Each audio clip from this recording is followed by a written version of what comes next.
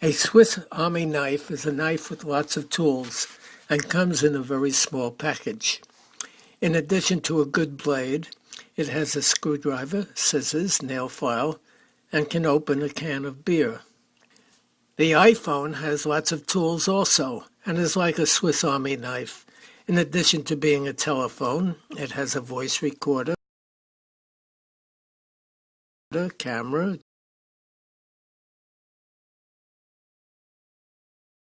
GPS,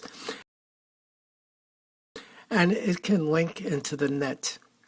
It won't help with a can of beer, but if you're lost in the woods or stranded on a highway, it too can save your life. But the iPhone is primarily a telephone and is a way to communicate from anywhere to anywhere at any time. There were smartphones before the iPhone came along. I bought a Nokia cell phone several years ago. It came with a 97-page manual, which I never mastered. Yes, it could take a picture, play music, maintain a telephone directory of sorts, and do email.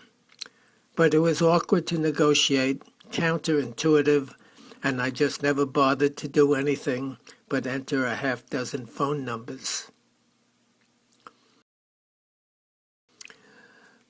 So why did Apple sell 75 million iPhones? Because there was something elegant and intuitive in using one. It had style and convenience. In terms of choices, at any given moment, simplicity is a virtue and less is more.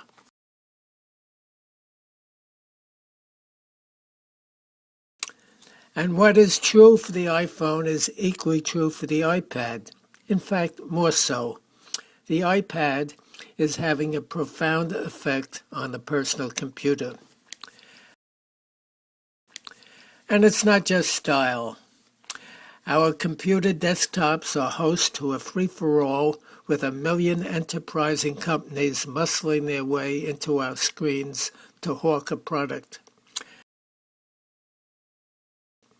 Our desktops are cluttered with drop-down menus inside of drop-down menus. The moment we complete a search, we are fair game for anyone selling a related product. While it is understandable that once you enter a site, you are at the mercy of its owner, you are confronted with an awful array of confusing choices before you even get there, and subject to uninvited pop-ups after you leave.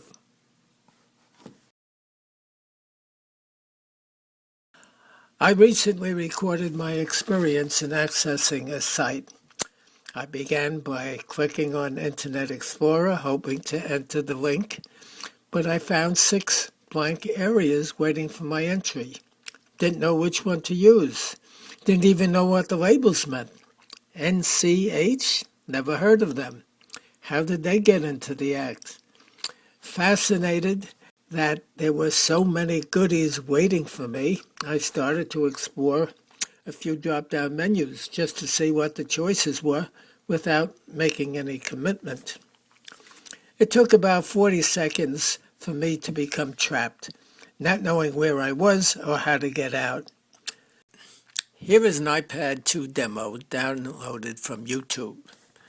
Notice the simple, uncluttered appearance with limited choices.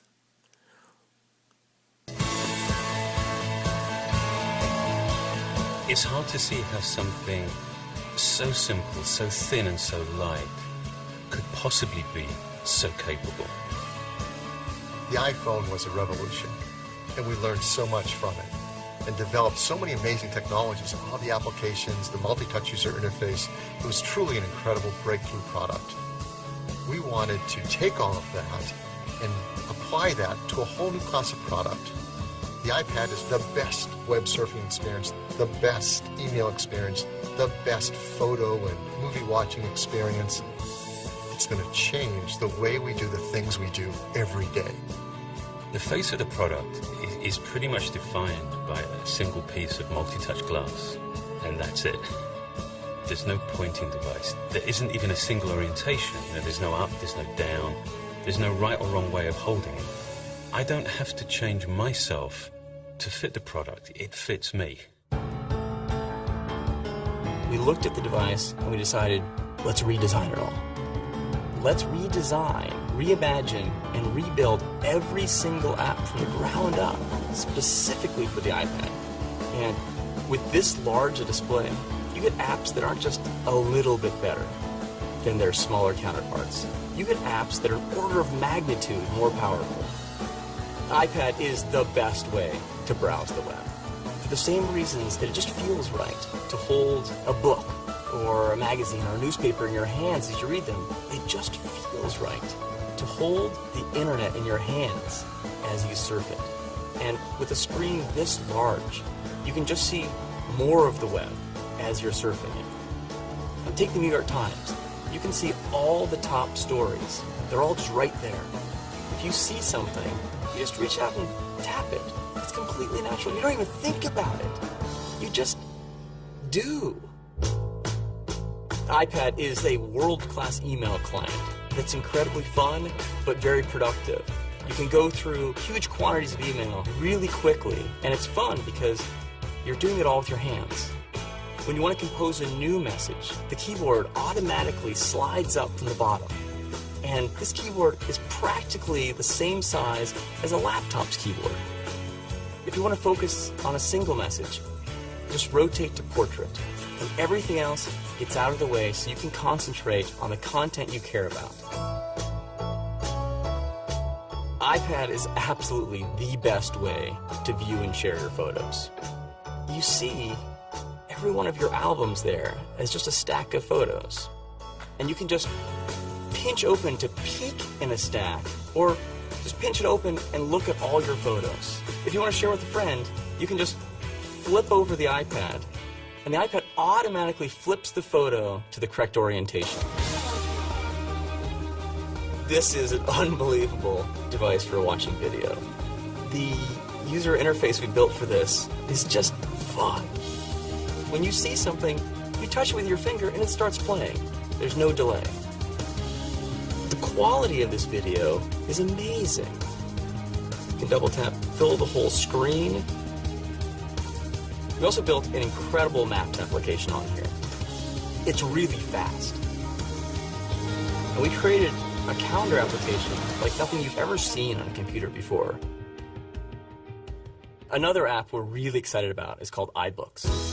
When you couple books with a high-res color display, reading an ebook is just such a pleasure. And not only can you read books on it, but the UI actually flips over to reveal a bookstore behind it. And with a tap of your finger, you can purchase and download a book and immediately start reading it. So now we have 3 phenomenal stores on the iPad. The iTunes Store, the App Store, and now the iBooks Store. We built the iPad to run virtually every one of the more than 140,000 apps available on the App Store, as well as the ones you've already downloaded onto your iPhone. So the apps you use every day and all the games you love playing will run on your iPad right out of the box. Plus, with the release of the iPad SDK, developers will be building apps specifically for the iPad. So there's going to be a whole new gold rush for app developers.